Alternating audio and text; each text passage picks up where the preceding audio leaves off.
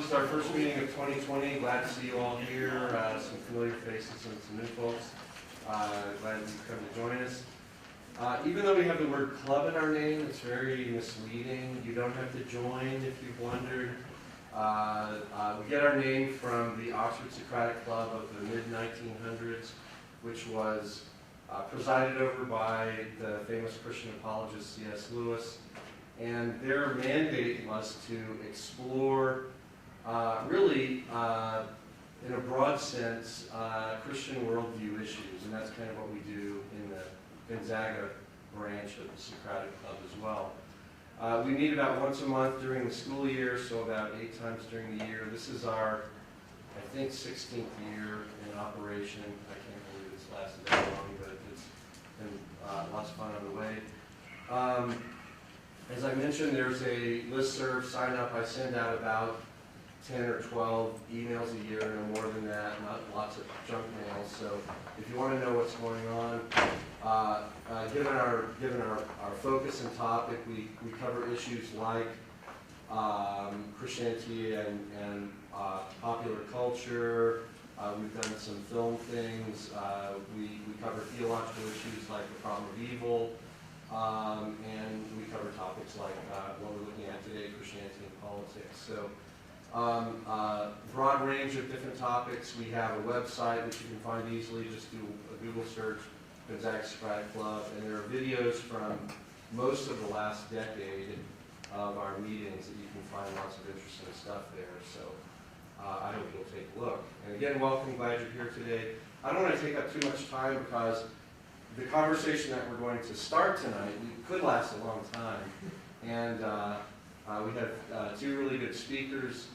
The pattern that we often use at the Socratic Club is a speaker and a respondent, but for a topic like this, it seems much better suited to have a kind of pro-con, although knowing both of my colleagues, my philosophy colleagues who are going to speak tonight, I'd say they both will offer us sophisticated thinking that will help us navigate this idea from a number of angles. So it may not quite work out neatly to a pro-con, but we'll get lots of fodder to think about as we reflect on this. So our speakers are 2 of my colleagues from the philosophy department here at Gonzaga, Dr. Doug Kries and Dr. Tom Jeannot. And I would talk about their qualifications, but it would take me a long time, and we want to get into the subject here. But Dr. Jeannot, I will say, has taught Marxism for a number of years and is very interested in and engaged in the project of looking for points of connection between Marxism and a vibrant commitment to Christianity, especially Catholic Christianity. Dr. Kries is a student of political philosophy and is very interested in, especially among other things, the literature of Alexander Solzhenitsyn and his commentary on the role of Christianity within communist regimes. So those are just 2 little sort of reference points for the stuff that they're going to have to bring to us. So if you would, Dr. Jeannot is going to speak first, and then Dr. Kries. And we'll take about 50 minutes or so for that part. We'll have a little bit of pugilism between them afterwards, just brief. But then we'll have lots of time for questions and discussions after that. So if you would, help me welcome our first speaker, Dr. Jeannot.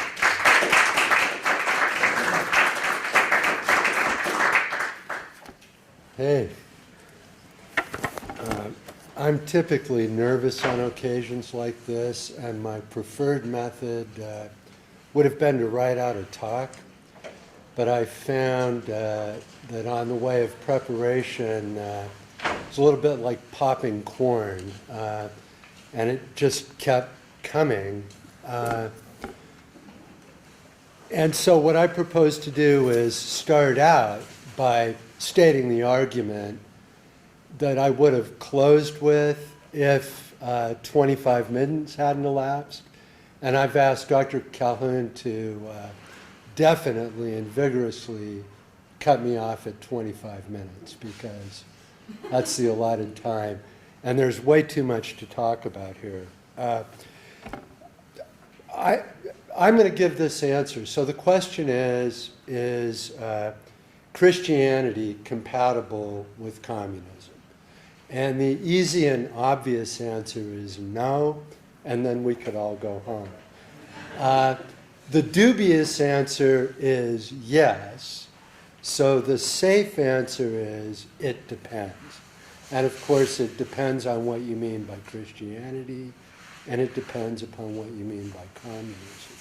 And anybody who's ever tried to work out a cartography of the Christian religion has probably been flummoxed, I imagine, so diverse and various. And something similar can also be said about Marxism. So you hear the word, and then everyone thinks of Marxism-Leninism. Isn't that correct? And you think of the Soviet Revolution, and you think of what we could call canonical or orthodox Marxism as it unfolded from the Russian Revolution forward. But within that vast dispensation, there are a lot of variants, too many to account for in a 25-minute talk. So you have Christianity on the one hand, communism on the other hand. It's going to be a deep problem of characterizing either one in order to pose this question as to whether they're compatible.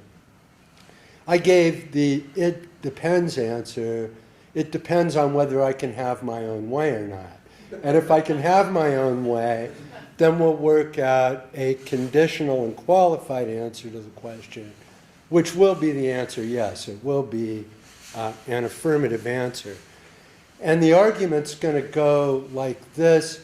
And, you know, I was wondering how much I should talk about my own work in this context. And I decided that since I've been working on these issues for a long time, I could be a little bit self-indulgent. So I'm going to start out by talking about an argument that I've been making recently. So in terms of the Gestalt here, let's conjure up Dorothy Day and Pope Francis and the Jesuits. And just because this will be fun, let me show you a few images here that lie in the background of my talk. I'll talk more about this one. What I want you to see is the cross inscribed in the hammer and sickle here. Maybe you could see that clearly enough. So I'll say briefly that when Dr. Calhoun first invited Dr. Kries and I to present, what provided the occasion was an article in America Magazine, which is the Jesuit magazine, edited by a Jesuit priest named Matt Malone. And they have a Canada correspondent, a young man, not a young man. I don't even know. Nick, I never would have said that if it weren't for you. Their Canadian correspondent is a theologian by the name of Dean Detloff. And last July, he wrote an essay for America called The Catholic Case for Communism. And the appearance of that essay incited what we could call the Detloff controversy, or the America controversy. And one of the respondents is the American conservative. So you have this gentleman, Rod Dreher, otherwise I don't know him. You don't have to scroll down very far to find him writing, I think, really? The Catholic Case for Communism. And so I thought that this was an image that we should all bear in mind. And I just love that Jesuits rehabilitate communism. Jesuits rehabilitate communism. And I'm going to keep coming back to that one. When Dr. Calhoun sent us Detloff's article from America, he also sent us an article by Marion Smith from the Wall Street Journal. And here's Marion Smith in the Wall Street Journal. And there's this wonderful photograph. Evo Morales was just deposed in a coup d'etat in November, not very long ago.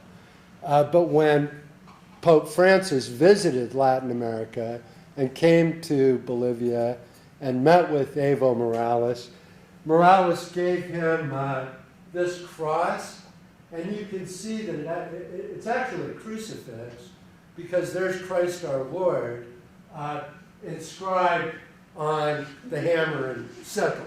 So these are two images of the cross inscribed inside the hammer and sickle against a commie red, brilliant commie red background.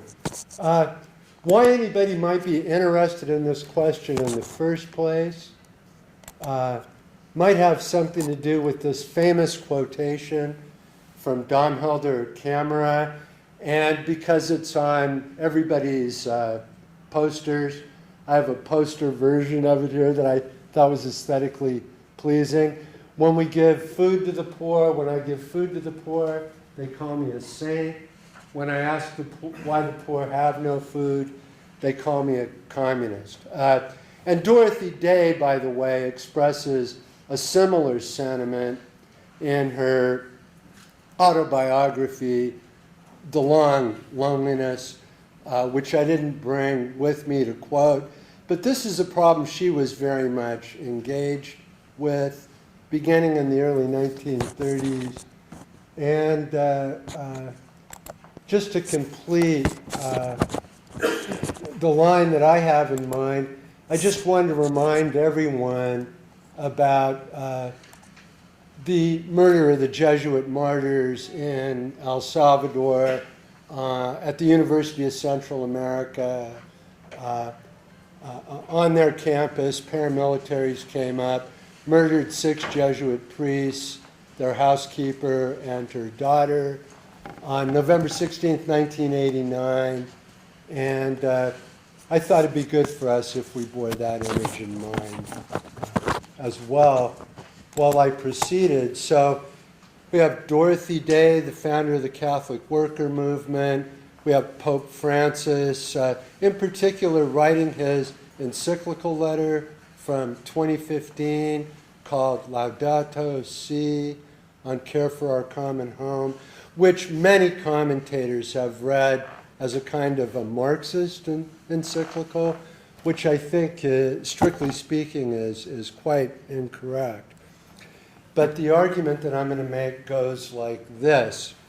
Granted that kind of iconography as our gestalt or backdrop, that on the one hand, there's a philosophy called personalism.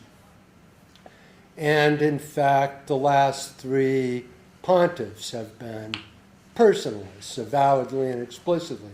St. John Paul II, Pope Benedict XVI, and our current Jesuit pontiff from Argentina, Pope Francis. If they adhere to a philosophical and theological outlook, it would properly be called personalism. And then if we wanted to locate the historical author Karl Marx, 1818 to 1883, this German author who is oftentimes referred to as the father of communism, and this sort of thing, we could reasonably and fairly call Marx a naturalist.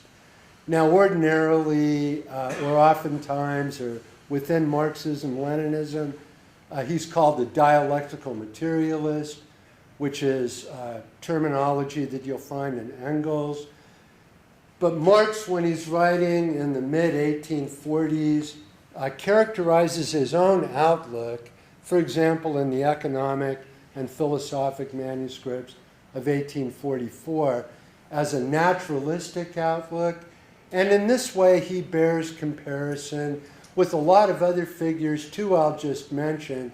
The American philosopher John Dewey could also be called a naturalist, in a sense of the term very similar to Marx's own, as he's working it out in the 1840s. And then, of course, I'll have a reason eventually for mentioning Aldo Leopold, the American naturalist and ecologist, worked for the Forest Service from the great state of Wisconsin. So these naturalist figures. And there's an American philosophical naturalism of yesteryear that I would characterize as a non-reductive pluralist naturalism. And I've just said I can think of three authors who are non-reductive pluralist naturalists, and they're Karl Marx and John Dewey and Aldo Leopold. There's a trifecta. Now, these are non-reductive pluralist naturalists as opposed to the naturalism that prevails in contemporary American philosophical discourse since the information revolution and since the mapping of the human genome. We call it reductive naturalism. It could also go by the name physicalism. So I've just discriminated two types of naturalism. A reductive naturalism, which could also be called physicalism. And unless there's one of you here, and then you'll have time in conversation, I'm going to play fast and loose, because this is a leitmotif through the whole history of European philosophy. So the Greek atomism of Epicurus and Democritus, the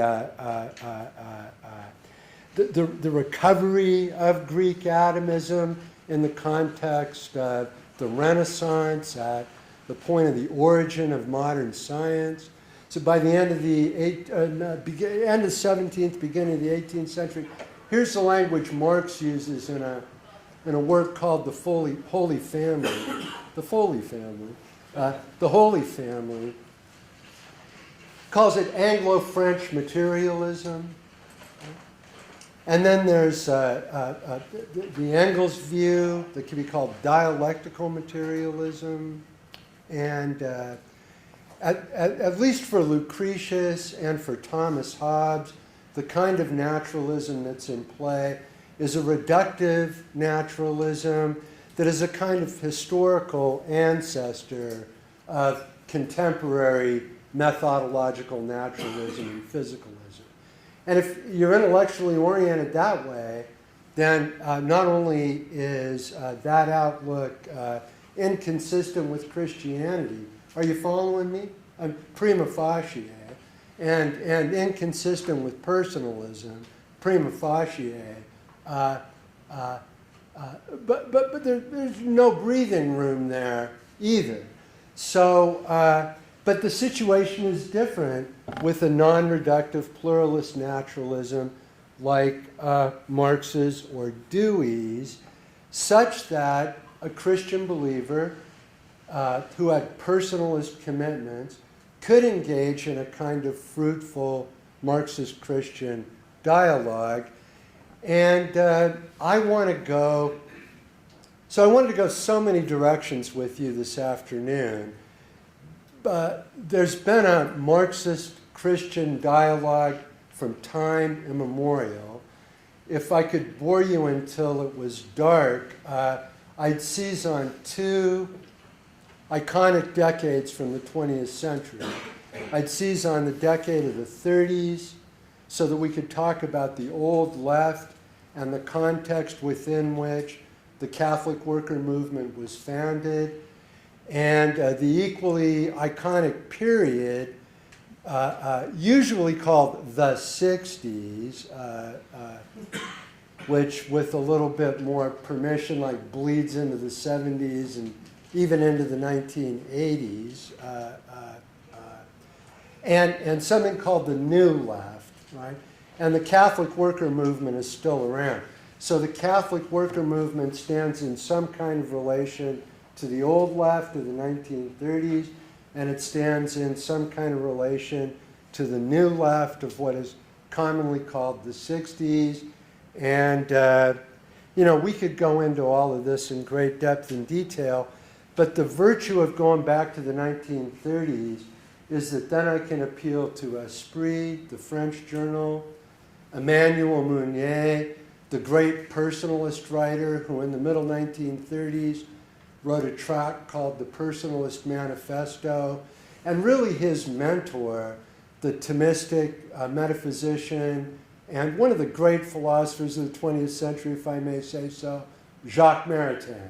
And I want to go to Maritain in particular to solve the problem or to answer the question.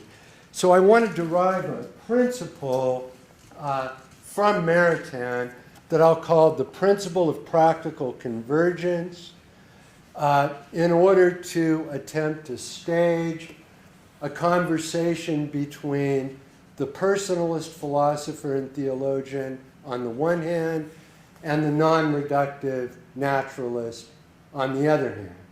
And there's going to be a limit situation, and there's going to be a breaking point, so that at the end of the day, I'm not suggesting Karl Marx is a personalist. I'm not even suggesting John Dewey is a personalist. But these Catholic figures, including Dorothy Day, are personalists, and they're in some kind of dialogue.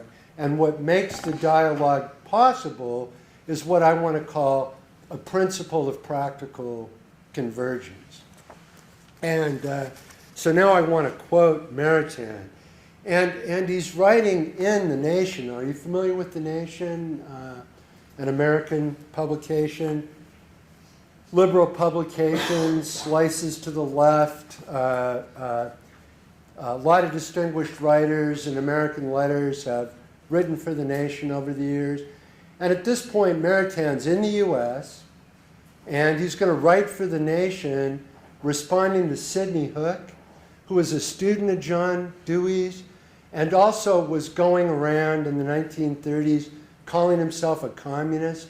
And in the 1930s, when these New York intellectuals were calling themselves communists, their fashion was to distinguish between spelling the term in the uppercase so that they could all repudiate Stalinism and what was going on in the Soviet Union as the criminality of that regime became better known, and a kind of a lowercase communism. And it'd be this lowercase communism that I'd be addressing myself to this afternoon. So Hook's defending it, like a lot of American authors in the decade of the 1930s. And Maritain's in the US, and he wants to reply.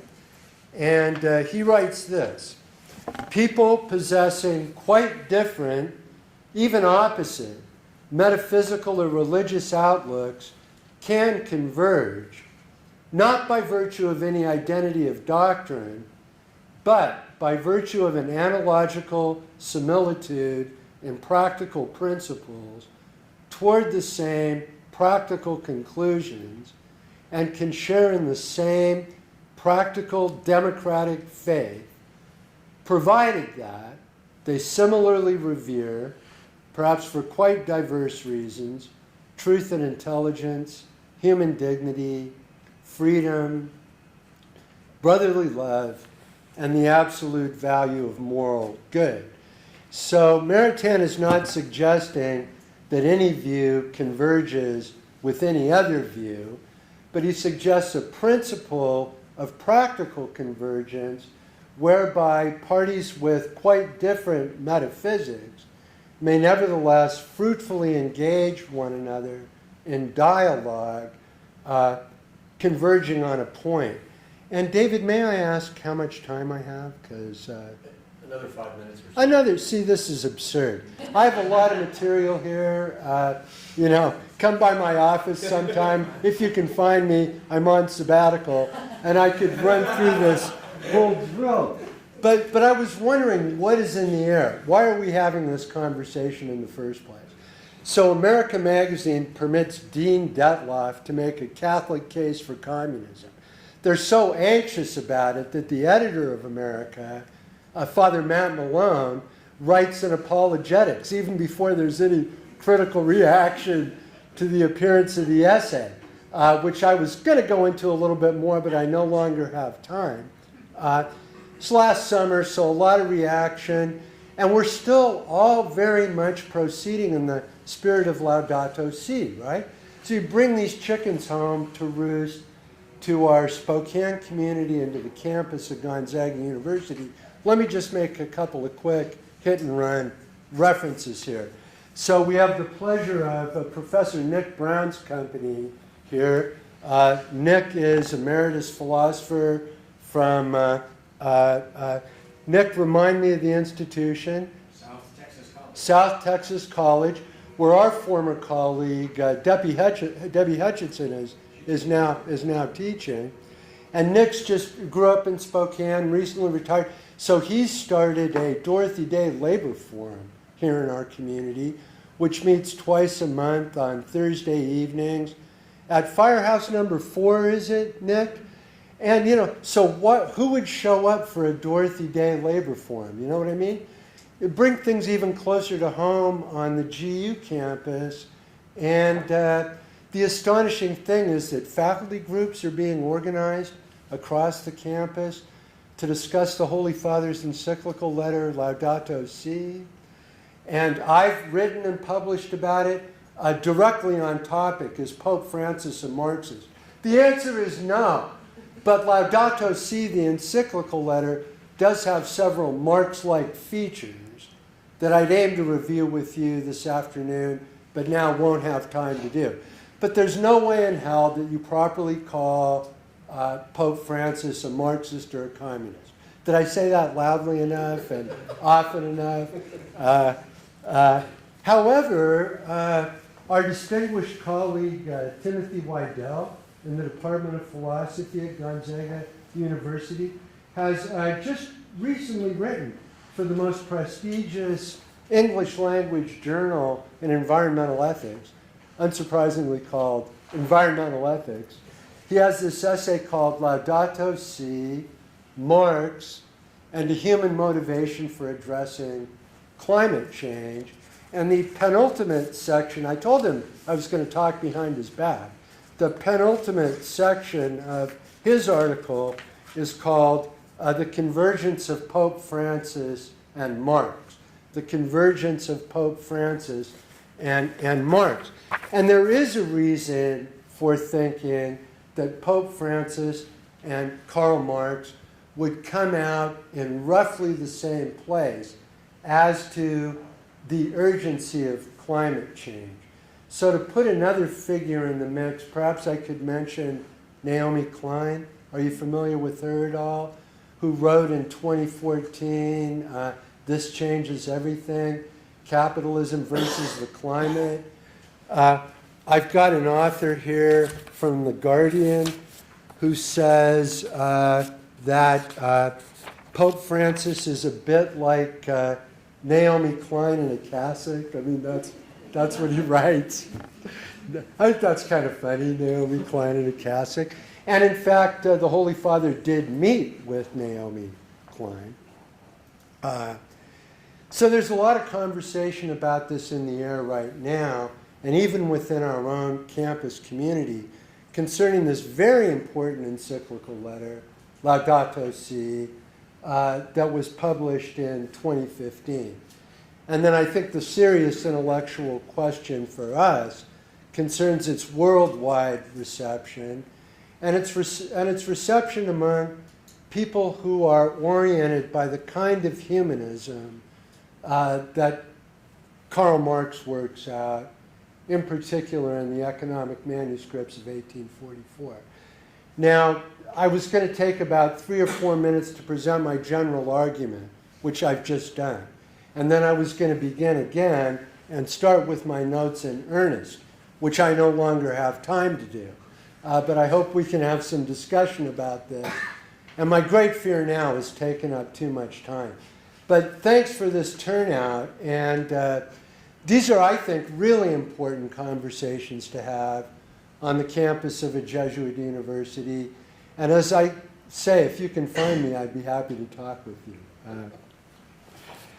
I think I better sit down at this point.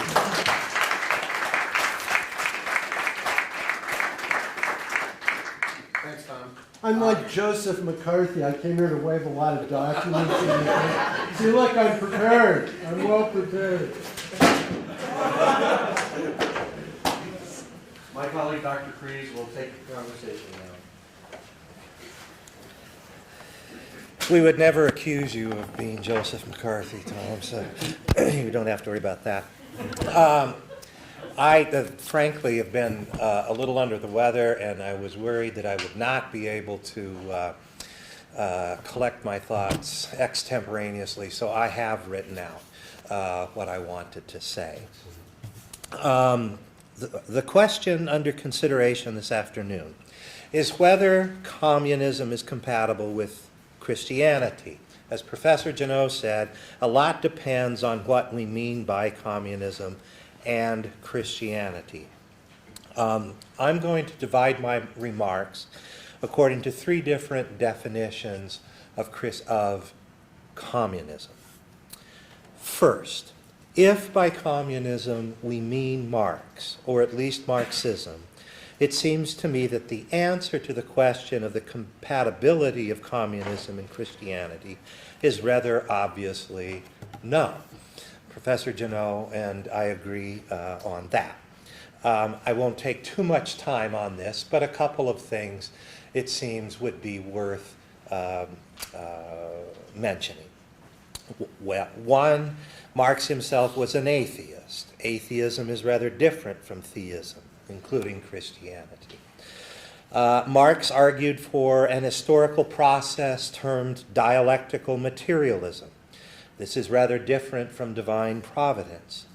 Marx is famous for saying that religion is the opiate of the people.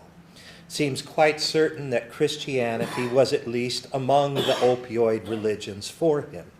Quite possibly he thought it was the most dangerous of the opioid religions because of its teaching on the significance of vicarious suffering. Perhaps Christianity is then the fentanyl of religions, as it were, for Marx. Marx argued for the perfection of humanity, the cessation of evil in this life, at the end of this history. Christianity insists that in this life, human beings remain sinful, even if they do make progress toward their eventual union with God in the next life. But perhaps by communism, we refer instead to those who have advocated a political program that claimed to follow Marx, people who actually practiced politics. There are still, it seems to me, plenty of reasons to suppose that communism in this definition is incompatible with Christianity.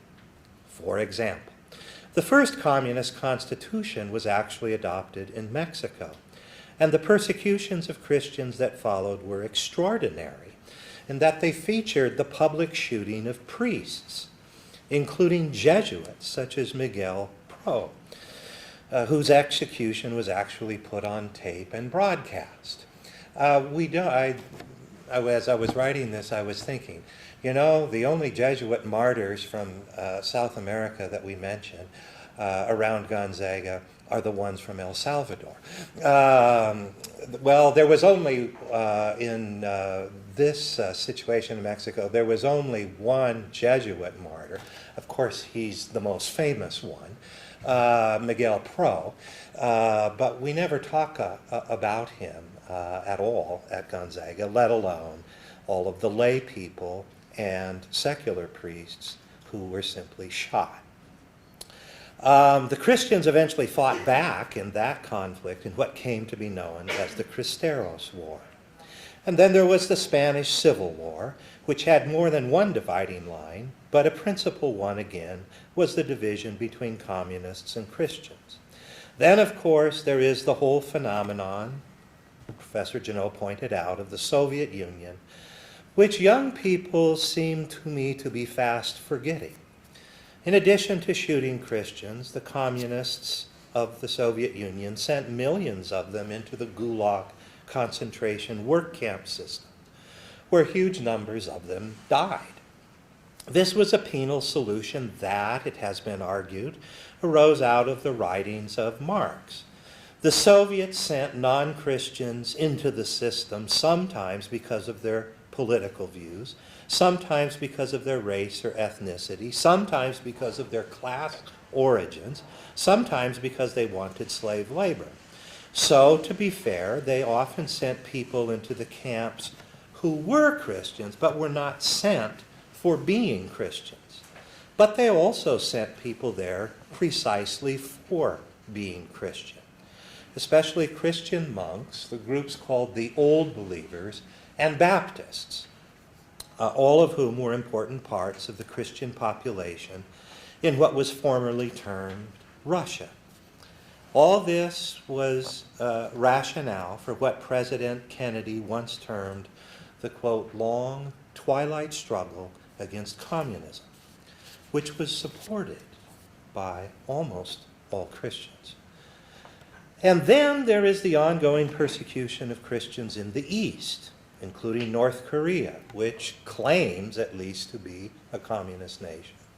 The Chinese communist regime has also persecuted Christians for a very long time, and there are reports that these persecutions are actually growing more intense, with new and harsher methods soon to be adopted. Facial imaging and electronic tracking, it is reported, will soon be used to keep track of Christians and deny them things like public health care if they frequent anything but the state-approved churches. It is difficult for me to understand, it's difficult for me at least, just what is going on in Hong Kong. But I read that the Christians are very much overrepresented among the protesters, and that Cardinal Z is there. I think he has to remain underground. But indeed, I've read that the favorite song among the protesters during their marches is "Sing Alleluia to the Lord." My point in citing a few of these many historical examples that are available is simply this. If we're talking about the political manifestations of communism, most communists seem to view Christians as their enemies, and the converse is also true. I'm willing to admit that there are exceptions, but it seems to me that the situation I describe is the usual one. Now, this doesn't logically prove the incompatibility of Christianity and communism, but it constitutes empirical evidence, some empirical evidence, I think pretty powerful empirical evidence, towards such a conclusion. Okay, well, but what if what we mean by communism is simply the coerced collective ownership of property by the political regime? There may be at least some prima facie support for compatibility here with this third definition. After all, married people usually practice collective ownership of property, and Christians are for marriage. Indeed, it's a sacrament within Catholicism. And there are passages in the book of Acts where the earliest Christian communities seems to be practicing a collective ownership of property among themselves. And for that matter, of course, Christians are not opposed to sharing.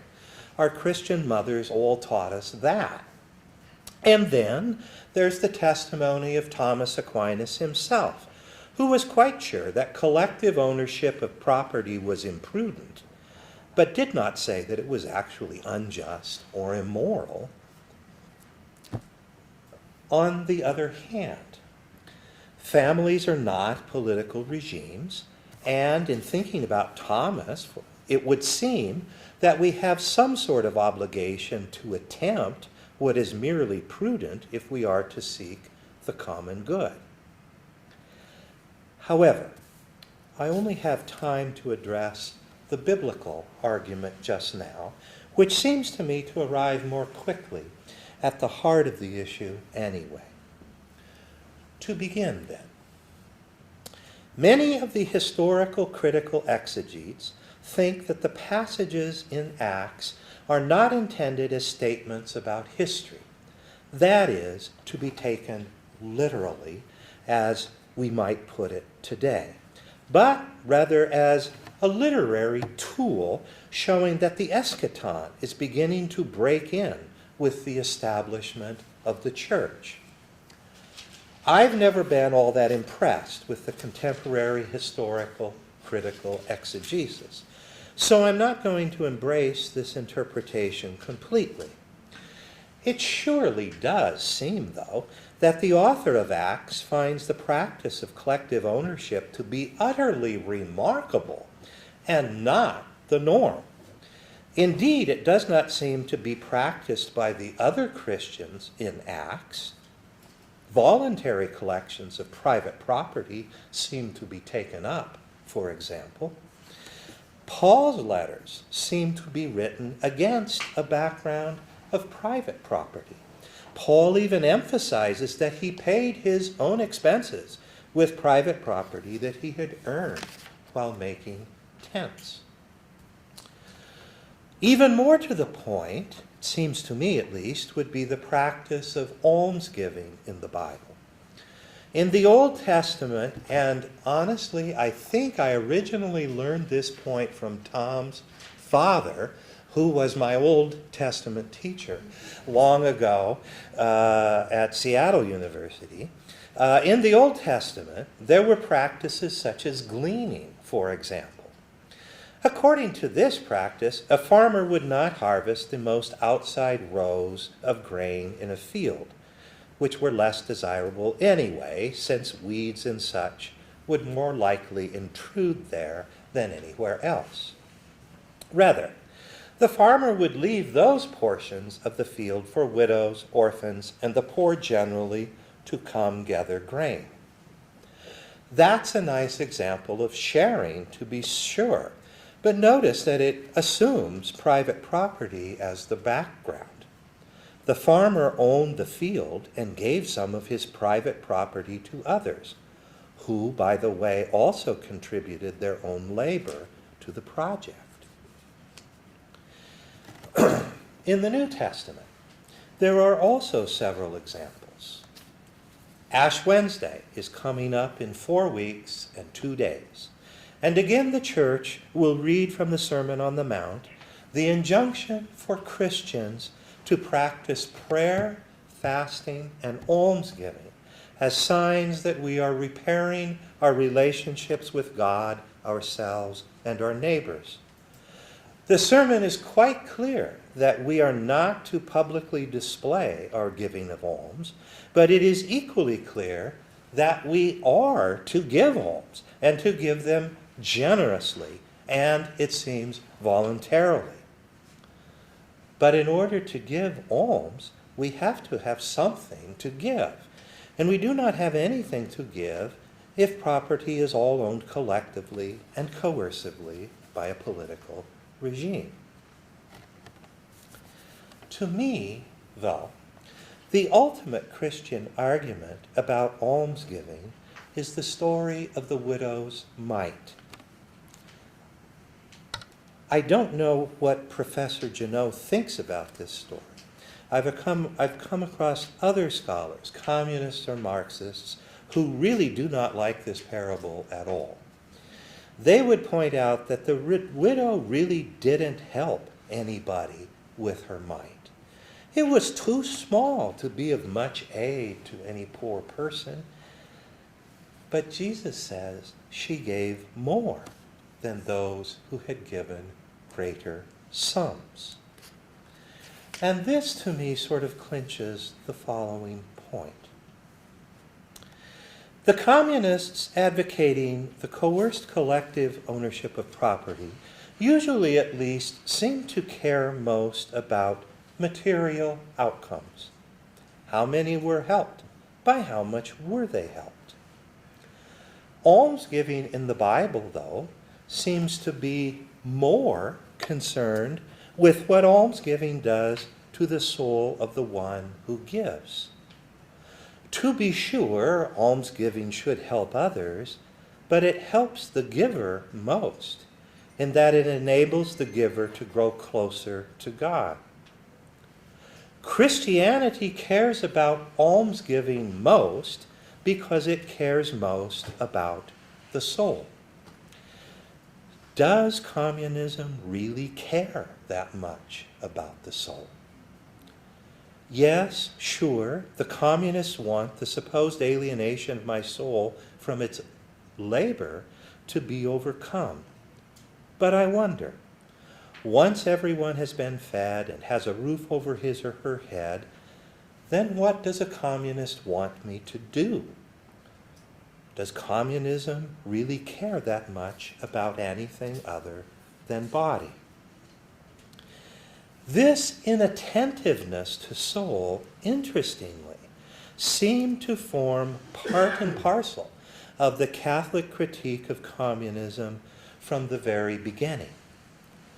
One of the Church's principal complaints early on in the history of this troubled relationship is that the communists teach the classes, to hate each other in advocating for class warfare and revolutions. It inspires, they say, a sickness of soul. It gives rise to hate crimes. Hence, to be sure, if you climb a mountain from the north side or the south, you still arrive at the same summit. So I sort of see Tom's point about convergence. But in this case, I wonder whether the Christian and the communist are even climbing the same mountain. Finally, am I doing okay? I have this third definition of communism as the collective ownership of property by a political regime. And I'd like to raise one last question about it without really exploring it. And that is the question of freedom. To be sure, freedom for a Christian is most importantly freedom from sin and all its empty promises. But we cannot forget the remarks of Alexander Solzhenitsyn, who more than anyone ever struggled with the question of communism and Christianity. At one point in the latter parts of the Gulag Archipelago, he pauses and raises to himself this question of political freedom, legal rights, and the like. It's in a way painful for him to do this because his hero and mentor, Lev Tolstoy, had argued that all we really need is moral improvement. Political freedom is not necessary, Tolstoy had claimed. Tolstoy, the great moralist. And more than anyone, Solzhenitsyn wanted to imitate Tolstoy. But he had to go against his master. He said, if you have to live without political freedom, if you know you are constantly being watched, if 3 people are afraid to come together and talk because they know that they might be sent again, in Solzhenitsyn's case, back into the Gulag, if you're afraid of the knock in the night, you know that you still need political freedom. It's not freedom for the sense of freedom, Solzhenitsyn says. And in the long run, maybe Tolstoy's right, that all that's really important is moral self-improvement. But what about in the short run? What about the first step? It seems that political freedom is critical. It may not be a sufficient condition for living well, but it seems to be a necessary one. And of course, this also pertains to my earlier point about virtue and soul. If right behavior is coerced, is it still right behavior? Is it still virtue? Christianity has never given a blanket endorsement to political freedom. Indeed, Catholic Christianity has often looked somewhat askance added. And with its emphasis upon the common good, well, the common good can often come to trump things like individual rights and liberties and freedoms. Protestant Christianity has been more insistent upon the value of political freedom, especially those Protestant groups influenced by Enlightenment thought. Does communism really care about political freedom? Is it possible to care about political freedom without at least some concern for private property rights, legal rights, if not natural ones? Historically speaking, communists have seemed to have little room for political freedom in their necessitated dialectical materialism. But I already mentioned that early on, so that must be a sign that I should stop before repeating myself. Okay. Thank you.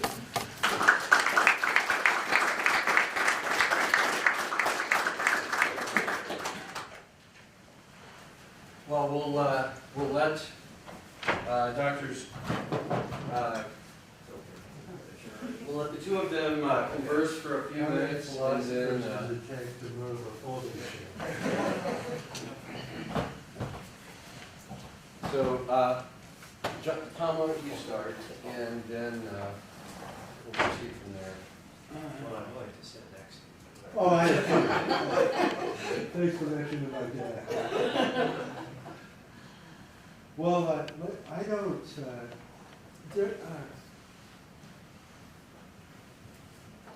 this is a great volume of Maritain writings, and he's got a very subtle strategy. That's why I want to go to the 30s rather than the 60s, because he at first wants to identify what he means by communism and Marxism as a religion, and the language that he uses is this language.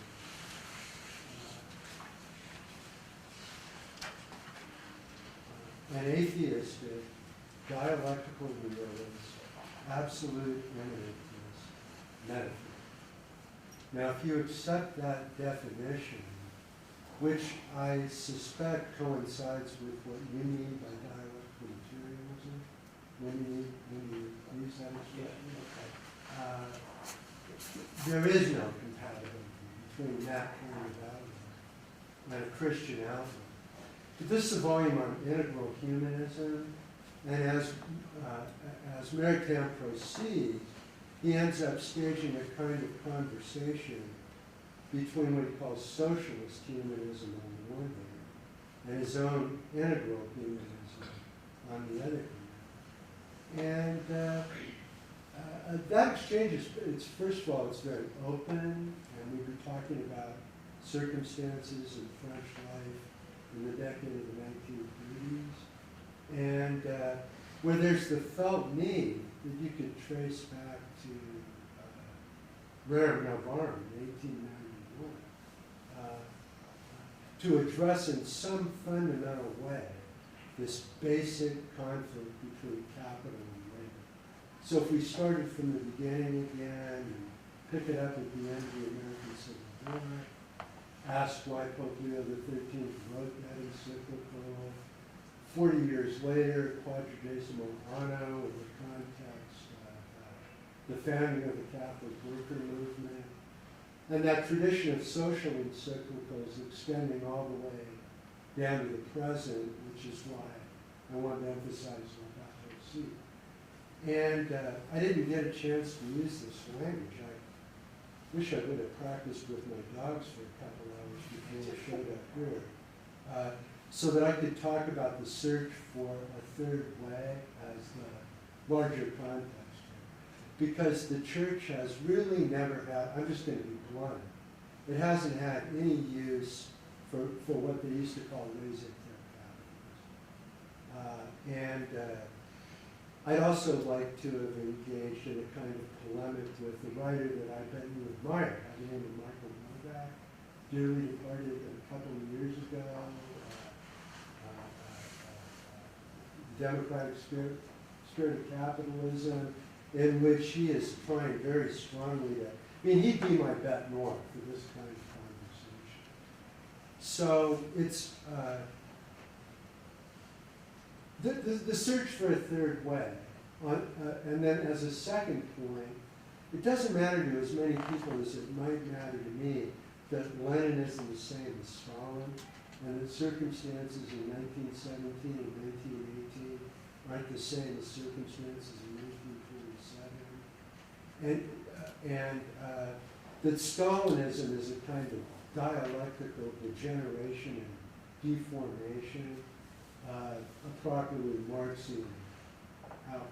And then, of course, I'd have to defend that thesis of taking it. But what's lost mainly is the humanism of this 19th century author. And so the conversation that I would like to stage would be between the socialist humanists on the one hand, or at least they're not going to be actively hostile to religion per se, and Maritain's integral humanists or personalists on the other hand. And my question was kind of how far could that conversation go? I think among the Marxists, I know some Marxists today, and Lenin wrote "What is to be done" in 1902, and I've been running around lately saying that we Marxists, whoever we happen to be, have no damned idea about what is to be done, because we're not going to have a Russian revolution, and we're not going to have a cultural revolution.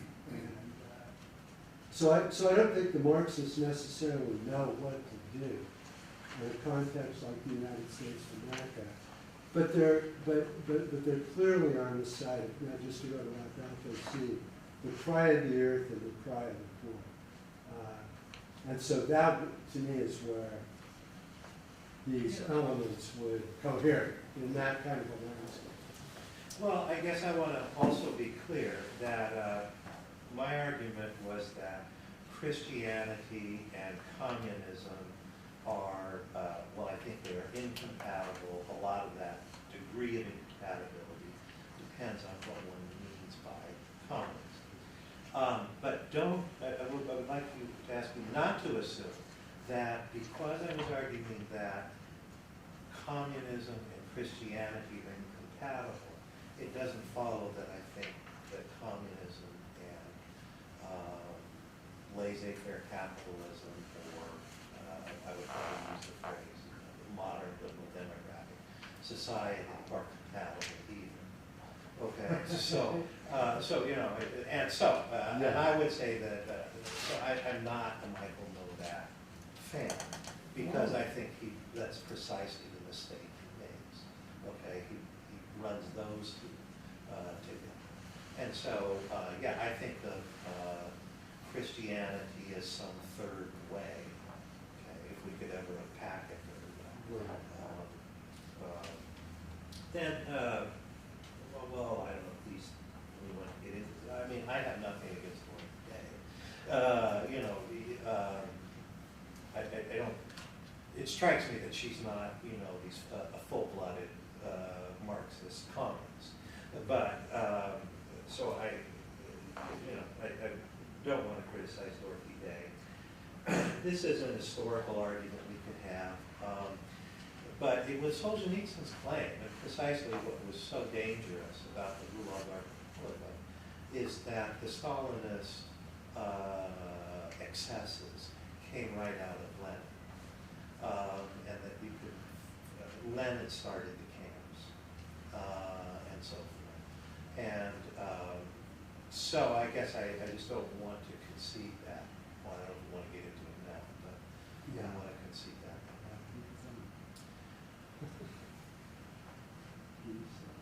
Yeah, so, we should probably widen. Yeah, let's have a wider conversation. Thanks for coming out, everybody, this afternoon.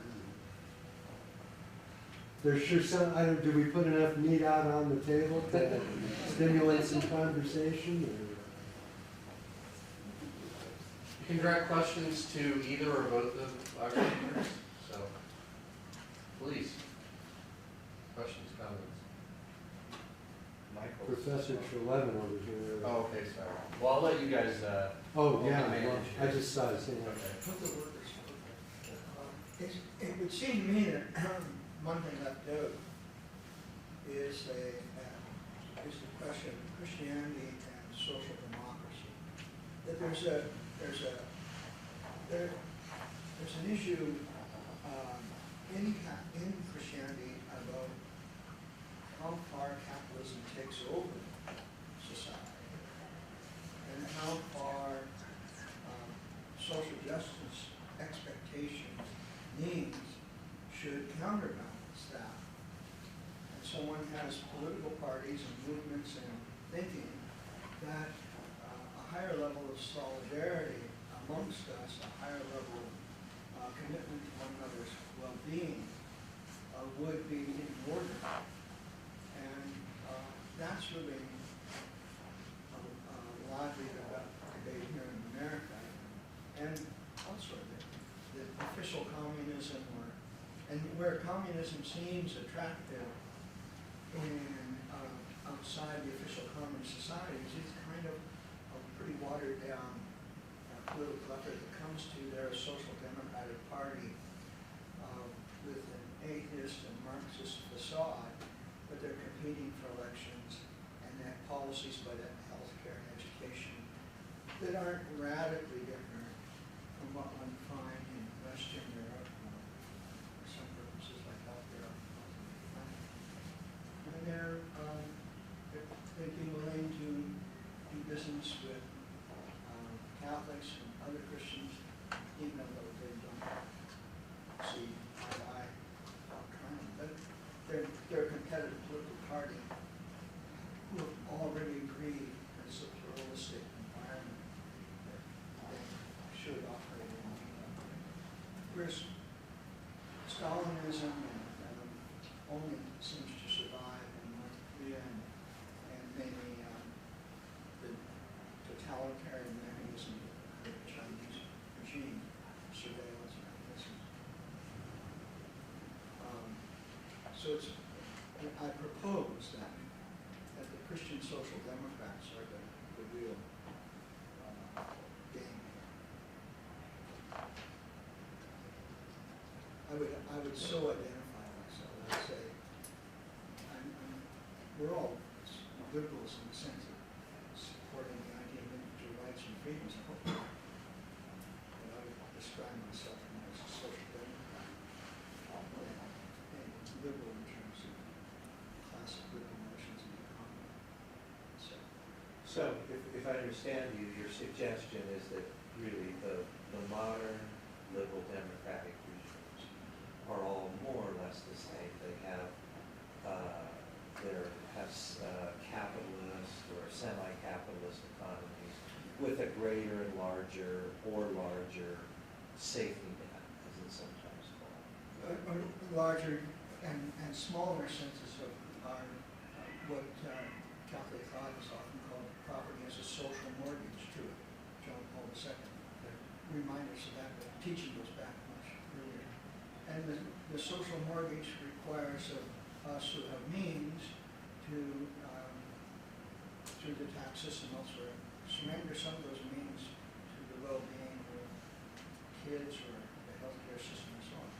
And it's like America's at one level where preference is private property, private sovereignty, more than other Western democracies. But they're all liberal in the sense of freedom of the individual.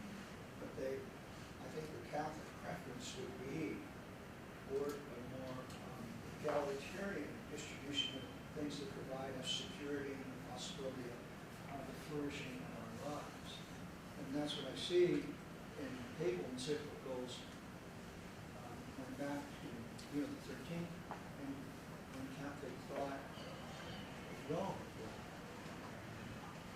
in medieval times and shadows. I think that's the real, to me that's the agenda that this country and other societies ought to be tasking themselves with. I think communism, as it came to flourish for a while was absolutely incompatible with Christianity. And it had no vitality. It crumbled of its own contradictions. A dictatorship over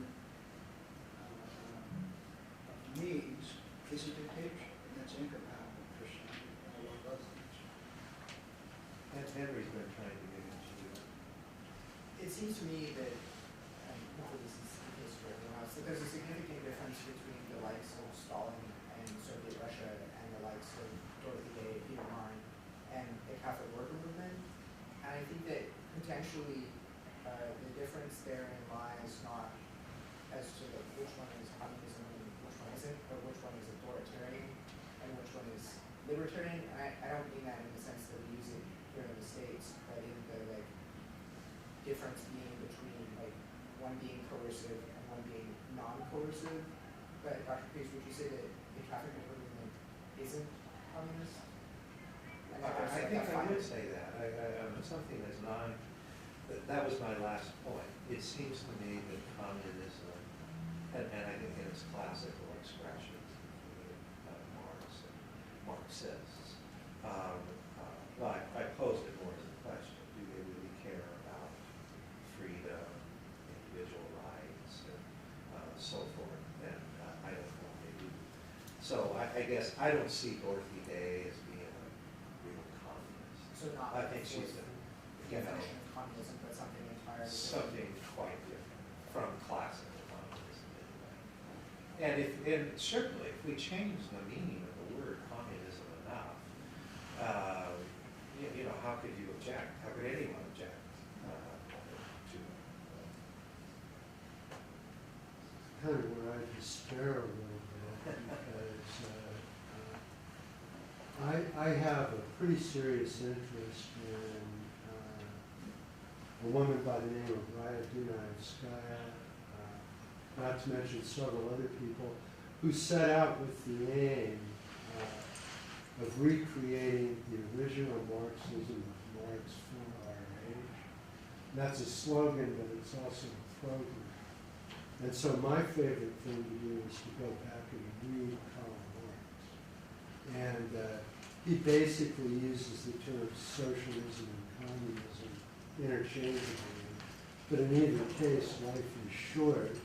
And he doesn't mean by either term what Stalinism came to mean by 1927. So it'd be, Day's just a journalist, and she's, as a young woman, attracted to all of these left-wing movements, but she is not at all interested in protracted philosophical and theological debates. So she's not especially the most theoretical writer that you've ever read. But there's this whole plan, if you go back to the, let's call it the lyrical left, in the immediate aftermath of World War I. And I'm getting into Greenwich Village novels in the early 1920s, where Eugene O'Neill was getting shit-faced, and then at 3 o'clock in the morning was reciting the Hound of Heaven, stepping up on top of the bar. I love that image. And Day's in that crowd. And these are anarchists, and they're anarcho-syndicalists, and they're socialists, and they're communists, and they don't prize themselves on their theoretical experience. But once Day kind of throws her line in with that crowd, so to speak, she pretty much stays there for her remaining days. And so there's real continuity between the old left and the new left, at least in the case of the Catholic movement. I don't know what, the point that I'm trying to make is somewhat pedantic, because when you use a word like communism, most people are naturally and quite rightly going to think of the USSR or the People's Republic of China. And I wasn't going to speak in public on Gonzaga campus in defense of either of those projects. And I suppose I'd be as much with Solzhenitsyn as the next guy in that sense of the term, if you're tracking. But if we go to, like, what about Fidel Castro? What about the Algerian Revolution in France Fanon? What about struggle in Vietnam against colonialism in the context of post-colonialism? And now we're not talking about European social democracies, and we're also not talking about the USSR, but we're talking about an impulse towards liberation found worldwide, but especially in the post-colonial societies of the global South, who turned to Marx as a theoretician to illuminate what their social circumstances actually are. And so then you have Marx, the political economist. So Marx, who's the author of the Economic and Philosophic Manuscripts of 1844, is a humanist, and then I have my own reasons for wanting to insist on calling him a non-reductive pluralist naturalist. As opposed to, he never used the expression dialectical materialism. A worker named Joseph Dietzken first used that term. Engels picks it up, but it really doesn't become the term for Marxist philosophy until the Second International. And then it's expropriated into Russian Marxism, and there's a history of Marxism-Leninism. But I'm going to kind of change the subject for just a minute, because if you look to this other kind of pantheon of Marxist intellectuals, like Lukács, Antonio Gramsci, Paulo Freire, Erich Fromm, Raya Dunayevskaya, and any number of other names could be mentioned, who are reading Marx quite sympathetically because they regard the capitalist social arrangements as barbaric, cruel, and dehumanizing. Capitalism mutilates our humanity. And if you kind of have that conviction coming into things, then you're looking for the theoretical resources that can inform your situation. And then we'd be talking, this Detloff, he mentions the critique of the Doctrine Program once. He mentions the Paris manuscripts. He goes into the Communist Manifesto. But the real goods are in Volume 1 of Capital. And I didn't want to lead us down a primrose path like that this afternoon, but I thought I'd have one path, if I could make all the remarks I wanted to make, to make the Catholic heart go pitter-patter.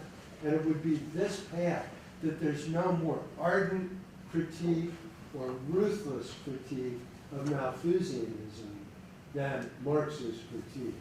So if you go back to the period of classical political economy, and you put Marx in that mix, and you resurrect the corpse of the person Thomas Malthus, right? By the late 1960s, with population time bomb and so forth, you're going to find an awful lot of neo-Malthusians. In fact, I think your liberals are mainly neo-Malthusians.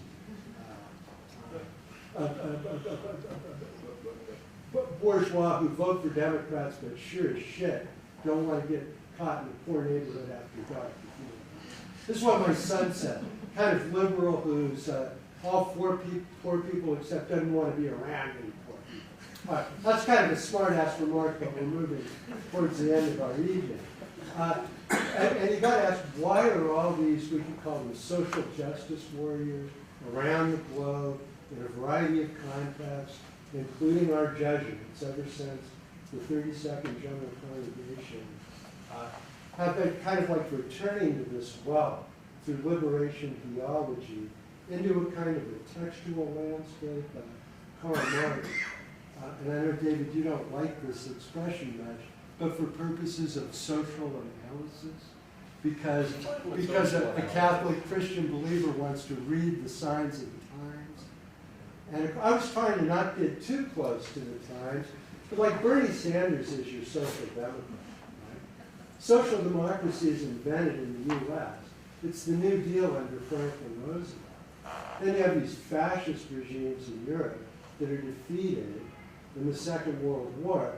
And what emerges in Europe through the Marshall Plan and so forth is a kind of lavish welfare states that characterize the social democracies of Europe. And aren't those becoming Lavish seems to be a increasingly pejorative unaffordable? characterization. Pardon me? Lavish seems to be a pejorative characterization. No, I would, you'd love to live in Norway in the 1970s, probably. No. But they suffer from the same pressures of immigration and et cetera, that are behind this resurgence of all these authoritarian, crypto-fascist, nationalist movements that pose a real danger to where we are present. Well, Yeah. so it seems to me that what you're saying, I laugh Is that at giving the, speeches. I apologize for that. Christianity and communism are compatible in that they both dislike capitalism, laissez-faire capitalism, Malthusianism. And so it seems like your argument as well, the enemy of my enemy is my friend. And I don't see why you think that, I guess, in the end. I mean, what is it about Marxism that gives you these, you think, gives you these tools and these resources that enables you to do all these, what is it that's not already, it seems to me what you want to borrow from it is what Christianity already has. What's the unique thing that you think Marxism has to say that the Christians need to listen to? I get to get off the hook because I saw their hands going up. Oh, Answer that question. Oh, answer that question. I'd be happy. Well, I mean, if we're going to be frank, or if I were teaching a course on Marxism, the first question I would ask is, do we live in a class-divided society? And the minute we answered that question yes, as I would urge, then I would say, I mean, it's a palpable class division. Where are we going to go for a class analysis that really goes to the root of this division of the social means of production? why not go to Aristotle's Politics? Books and books on Marx is an Aristotelian, but you know, there's a very simple answer to that question. Aristotle, and I am an Aristotelian, could never have foreseen the Industrial Revolution. So the sort of society that emerges with the Industrial Revolution is the society of Adam Smith's Penmaking Factory, which he portrays in The Wealth of Nations as one of the greatest breakthroughs in human ingenuity of all time, as it surely is. But then you have workers working in those pen factories, and you have the factory system. And bring that forward. Smith dies, when does Smith die? That's Hume. 1776, I think. That's Hume. book. That's David Hume. Wealth of Nations is published. Wealth of Nations. So, but I mean, he's about to gasp his last breath, and Marx has the benefit of writing 40 and 50 years later, once this factory system is seriously in place. Do you think, Yeah. it occurs to me that, I mean, factories are kind of dying out. Workers are being replaced with robots, so forth. That, you know, there are far fewer factory workers than there once were. Do you think that changes things? Well, I think the character of the proletariat continually changes. But is there a working class in the United States? Yes, there is. And is it about to be left completely in the lurch? Well, yes, I would say so.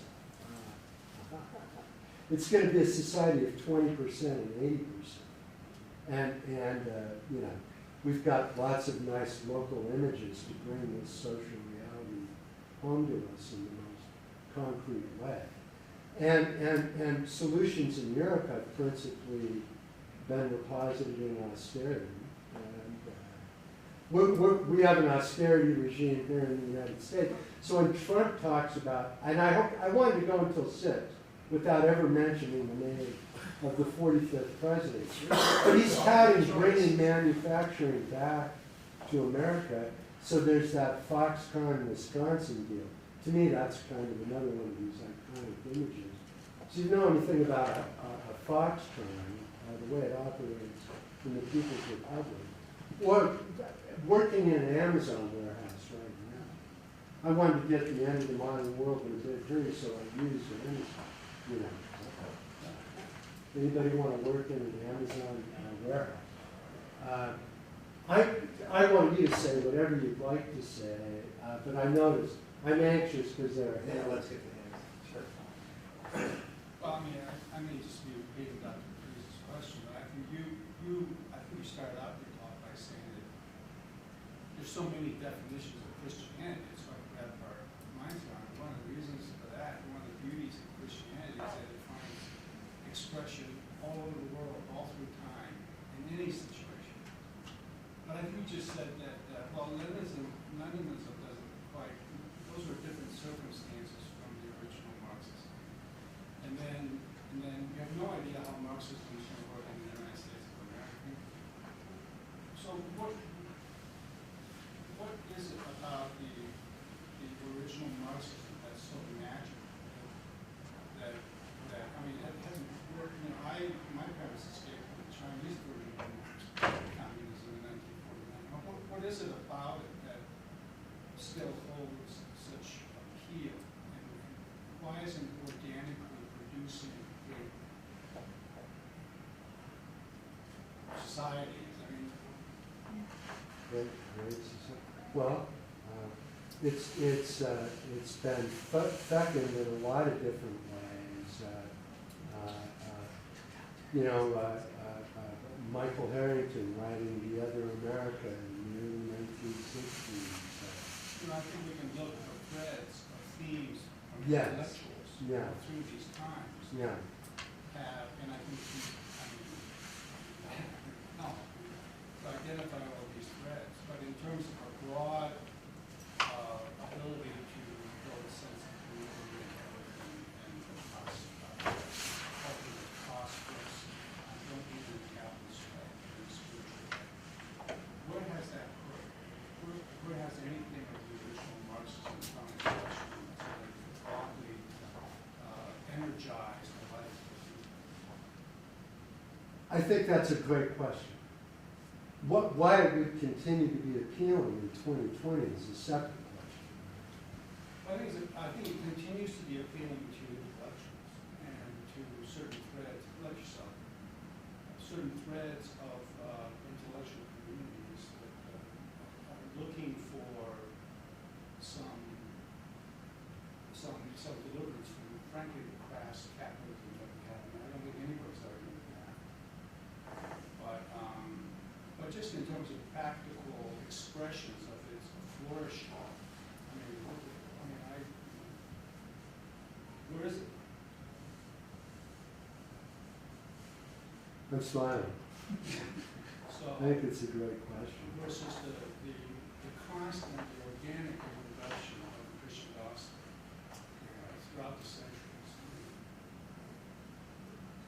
And Tom, not just that it doesn't work, but that it inevitably leads to authoritarianism knocking heads together. And that was Hayek's point. That once you can start with puppy kisses and balloons, and you can define communism as that, if you're really determined, it always leads to the same thing.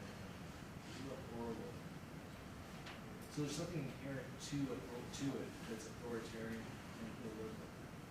Something inherent in, well, this is in Marxism that is authoritarian and illiberal. And certainly that's been true in the USSR. And certainly it's been true in the PRC. So I just wave the white flag. But is it true in principle? And if you want to go to Hayek, then we're staging this kind of pure economics debate, which would be lovely to have. I don't think we're prepared to have it right now. You have neoclassical economics, you have Austrian economics, and they're as dismissive and contemptuous of Marxism as the day is long. And in a way, they're ships. I have one book that brings Hayek's and Marx together in a very fruitful way. You know, I mean, if you want to leave societies to Hayek, you're not saying that. No, I'm just picking the point Yeah. that, no matter if you're talking Venezuela, Cuba, Road to serfdom kind of argument. just that there's something in, once you leave liberalism, your value isn't the individual, your value is the enlightenment, the rest follows. Whether you're on the far right or far left, really doesn't matter, the rest will follow. To that end. And then, you know, so then this gets to be interesting only to the people who are interested in the extent to which Marx is a humanist, who is a champion of individual and personal liberty, which may sound completely counterintuitive to you. So this Detloff ends, or at some point, Detloff, the author of this article in America, The Catholic Case for Communism, from last July, does quote the conclusion of the second section of the Communist Manifesto, where Marx argues that in place of the old bourgeois society, we shall have a society in which the free development of each is the condition for the free development of all, and not the other way around. And the each-all relation there, logically considered. So I think we maybe have to do a certain kind of reading together for this libertarian, humanist Marx of the 19th century to come fully into view. So I've been trying to say that individualism can be parsed in more than one way. There's the atomic individualism and social atomism of a capitalist social order that Marx ruthlessly criticizes. But there's also an individualism of the social individual. And this is a very Catholic way of thinking about things in terms of the principle of subsidiarity. And then if I claim that you're going to find the light in the philosophical writings of Karl Marx, a lot of people would argue that that's just fatuous, or then we'd have to have a kind of seminar that we're not going to have this afternoon. So the claim was that there's something baked into the bread that's intrinsically illiberal and authoritarian.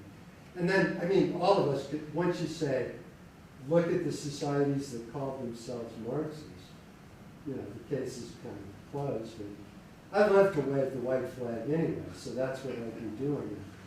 But on the other side of the collapse of the USSR, why would anybody still want to go back and read Volume 1 of Capital? That would be one way I would put my question. And if you haven't read Volume 1 of Capital, then everybody in the room should. If, you know, there's the economics you're going to be taught in the Judson Center, then there's Volume 1 of Capital. And it might mess with your world a little bit to try to bring these two things together. So, David Hennessy. okay, well, Lyra's been trying to get in for a long time. Joan's been trying to get in for almost as long. David's been trying to get in the longest. The longest? Yeah. Okay, so 3 more questions? Sure, and then we'll call it. We are at our time. If you need to go, please feel free to, but we'll let the conversation continue a bit. Yeah, I just wanted to ask both of you a question. Now, I do think that before the Stalinist turn, before that clique had murdered all the old Bolsheviks, they were deeply committed to spiritual values. And in fact, Bukharin talks all the time about, well, the reason to short the working day is because it promotes the cultivation of spiritual values. They were not Christian, which is true, but they did understand the value. They talked about spiritual values. And they thought that the mechanization of production would actually demechanize life because it would allow for the leisure time and the cultivation of, and you have to look at that in the context of unbelievable backwardness at the time as well. So I'm curious what you think of that interpretation of cultivation of spiritual values through mechanization or shortening the work. And I do think it's important to emphasize their commitment to his spiritual values. The bullshit scheme. How would you interpret that? You know, it seems to me it didn't work out. I guess. Well, they were killed. But I mean, I'm not in a position to deny that they thought that they were doing that, but they cared about it. I'm with the spirit of the remarks, and David just told us we're out of time, and I have to go with you folks. So I agree with the tone and tenor of your remarks. So I have a question in relation to your quotation from the back. It's not that I know anything about the Bible at all. But if you're right, if the interpretation is just as correct, that it's not a literal depiction of what they were doing, but it's a depiction of the eschaton, usually the things that we think of as sort of the kingdom of God or the fulfillment of God's dream for humanity, whatever you want to call it, are things that we're working towards, right? So we envision peace, for example, and the lion will lay down with the lamb, and so we're trying to build peace. So it seems like that would suggest that even if this project is not completable, that we should be in the process of constructing that sort of communistic society. So I'm just wondering, like, what you do with that. So I want to be clear to begin with that I don't accept that interpretation that I was discussing. Okay, but I think what they would say is that this is a sign of the end time happening now, and yes, indeed, in the end time, in the eschaton, there won't be divisions between mind and God.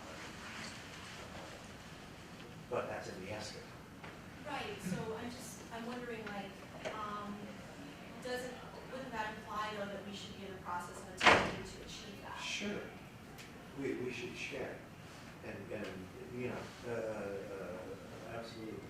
I would definitely agree with that. That would be religious-like, probably. Yeah. I mean, honestly, because there's no That's right. concern, and you voluntarily enter into it, and nobody owns anything, it belongs to the community. And you're also, of course, there's some other vows in there. But there's, basically, you have to have that voluntariness coming into it for it to probably work. And isn't it, as I remember... Sister Mary's a communist. We learned that this afternoon. Yay. I was going to say, and even the ability to be chaste is understood traditionally as a sign of the eschaton.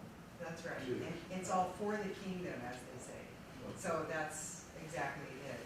You're doing this for the kingdom, just as Mary was virginal before Gabriel came to her. She said, well, it was the practice to do this for the kingdom. And the kingdom is that whole thing about what's coming. And it's to make peace for the world. And it's theocentric rather than atheistic. I'm not sure I answered your question very well. I'll think about that some more. But let's let Lyra.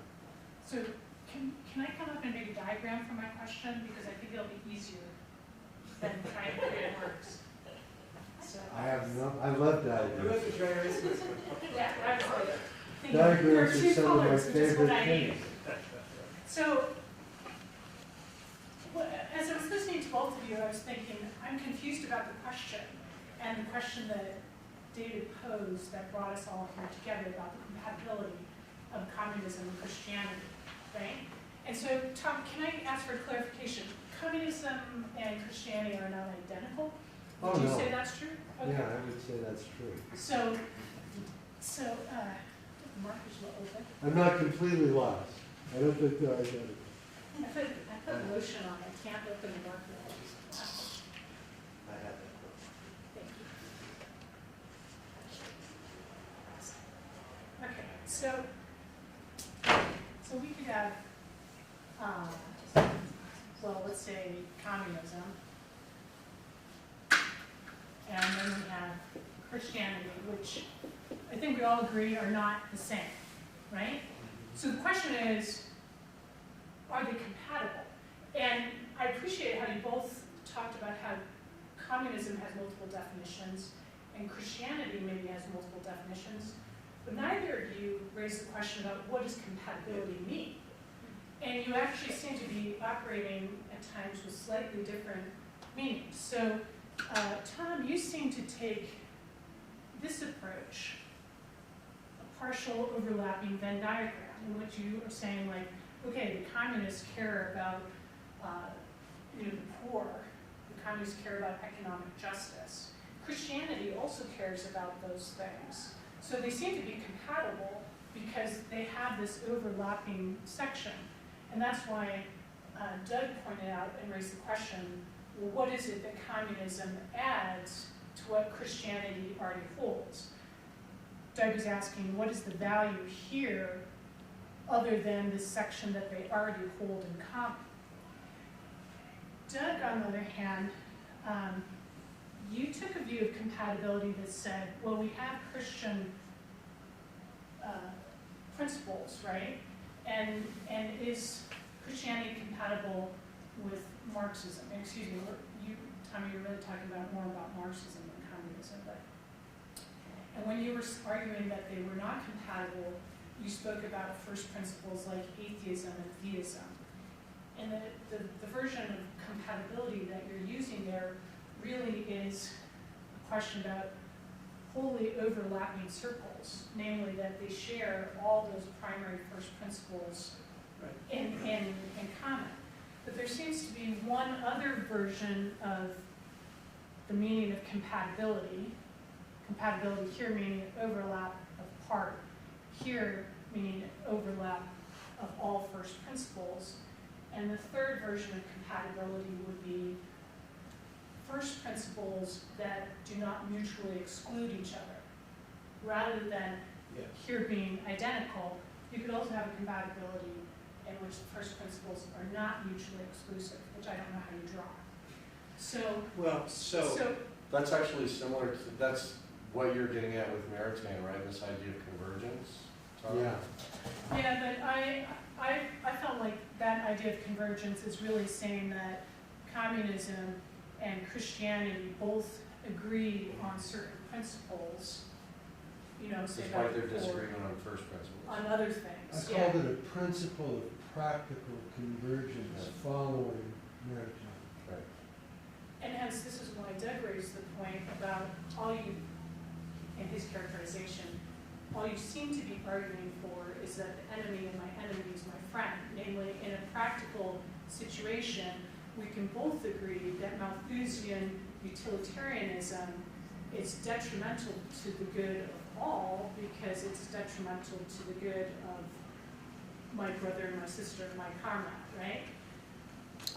So there's this question about what is compatibility and which version matters. Because and this is where my comment comes in, I agree with these gentlemen who left and you, sir, about what is it about communism that it really contributes. I mean, history seems to say that it doesn't have something, that there's that some principle within Marxism that is essential to Marxism is also going to ultimately flower in an unhealthy way in society. And that takes us to the other proverb that a half-truth is more dangerous than a lie. Half-truth is more dangerous than a lie. Namely, it's true that Marxism says we have to care about the poor, but if the principles by which it urges us to do that are in themselves false, and this is Doug's point, atheism versus theism, then they will necessarily result in something that is unhealthy for the human society. So I just want to raise this question about what do we mean by compatibility? And so I was using compatibility in two different senses. The first one being logical compatibility, atheism versus theism. They both can't be true. So that would be one logical definition of compatibility. The second one talking about historical examples. But those are not demonstrations, those are not proofs. They're only, evidence towards an inductive conclusion. And so to defend Thomas, it might be the case that, in fact, heretofore, every historical manifestation of communism that has arisen hasn't worked out too well. But it still might be the case that communism is true. I mean, that's a logical possibility. Okay, so that, in saying that, in this second sense, the sort of historical incompatibility between the two, that's on the level of dialectical argumentation rather than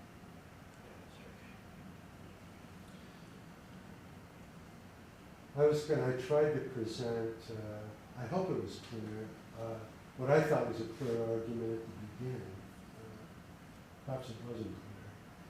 And if I'd been able to develop my notes a little bit more fully, I was actually going to make some critical points about prima facie illustrations of the merits of the classical Marxist critique of religion. So I was going to go into a polemic about the family. Do you know that Netflix series? National Prayer Breakfast. One kind of Christianity could be called conservative. And then we, thanks to recent times, we've got this distinction between the right and the alt-right. But either the National Prayer Breakfast or our Spokane Valley legislator, Matthew Shea, right, alt-right, and if that's a pair of shoes, they both fit the classical Marxist critique of religion. So I would have generalized the conclusion that to harness Christianity to the project of any nation state is already falsified. And then if that thesis seemed agreeable, I was going to go on to suggest, not in a completely hokey way, the ethical universalism of Jesus and go to characteristic New Testament texts that we all know, and especially Matthew 25 about the Last Judgment and the sheep and the goats. So there's a kind of an ethical universalism that characterizes Christianity and that's not affiliated with any particular state project. And then it's late, and David said we've already surpassed our time. I was going to make a comparable kind of claim to a universal on the side of Marxism. And I'm afraid that just signifying is going to get me into worse trouble. But you know how the manifesto ends, workers of the world unite. You have nothing to lose for your change. So there's an internationalism and there's an appeal to universal humanity that is also part and parcel of Marxism. So you have a Christian universal and you have a Marxian universal. And then I was going to go to the square of opposition and ask whether we're talking about contradictories or whether we're talking about contrary terms that we might be able to refashion, trying to answer the compatibility question, into an even sharper thesis, which I could call a complementarity thesis, that encountering Marxist humanism, especially in the Paris manuscripts, might enrich the understanding we have of our own humanity, and looking more deeply into our classical Christian sources might also enrich the sense that we have of the, I'll use this word now for the first time, dignity of our own humanity, and that these two moments may in some way be complementary. And so, not simply compatibility in an abstract, logical way, but maybe complementarity. Either these universals are going to be rivals that will mutually exclude one another, or they're going to be refashioned in a complementary way. And speaking very schematically, I think that's what Maritain is trying to do. in the 1930s. And I think it's what a number of other New Left figures are trying to do in the period of the New Left and the so-called 60s. So if I'd have been able to make a full dress argument, that's how my argument would have gone. And not that I disagree with anything that's been suggested by the technique of Venn diagrams. It's clearly not a convergence of first principles. It's clearly not a convergence of first principles. I don't know that Karl Marx has a metaphysics, but Marxism has a metaphysics. And its metaphysics is radically and dramatically incompatible with the Christian metaphysics. So I stood up for purposes of emphasis. But that's why I read the care quotation from Maritain. I guess I'm Maritain intoxicated these days. As carefully as I did, I tried to read it carefully. It's not theoretical or speculative or metaphysical conversions that he's interested in bringing before. It's what he calls practical conversions. So if you have this kind of trope of social justice warriors, some of whom are reading Marx, some of whom Or theoretically reading the New Testament. Jesus people, Right, yeah. reading the New Testament, and they're working side by side in a struggle with for social justice. Does that make sense? I think it makes sense. And then the name for the sense making that we would achieve is called the Marxist Christian Dialogue. That book didn't appear in the U.S. until 1970. So I also kind of wanted to go to these iconic moments and years. You know, why 1970? If we just stayed in the Western Hemisphere for a little while, then we'd be talking about the theology of liberation. And we'd be asking, like, why were the Bots or the Cardinals or Gutierrez attracted to Marxism in the first place? And for me, it'd be, the reason why this is so bedeviling is that for me, it's Hegelian Marxism, and I can't just mention Gramsci's name out in the prison notebooks and have a group of folks like these get right into the spirit, or Lukács, History of Past Consciousness, Marcuse, Reason and Revolution, or many works by Erich Fromm. We have the three best Fromm scholars in the United States of America seated together right there. Then, so, and then I would have kind of left with the flourish that this dialogue is prospectively effective. That the Jesuits really ought not to be portrayed this way, and that Pope Francis ought not to be portrayed this way, except by an overly zealous right. American press that quite clearly has it in for Pope Francis. They think he's a Marxist when he's not, etc. But that's how I wanted to talk. And I thought it was really interesting that Nick Brown would have started up a Dorothy Day Labor Forum at this moment in American history. And that on our campus we'd be having faculty-wide conversations about Laudato Si, and that our colleague Tim Weidel has just published this essay in the most distinguished journal of environmental ethics. And then I was going to toot my own horn, but we could, so I have an essay on similar themes just recently. So it's like there's something in the water that makes this occasion apropos. Well, we are beyond our finishing time, thanks to you, faithful few who stuck around. I want to mention Dr. Bradley was here, but he's not anymore. Our next Socratic Club is on February the 24th, same place, 4:30 p.m.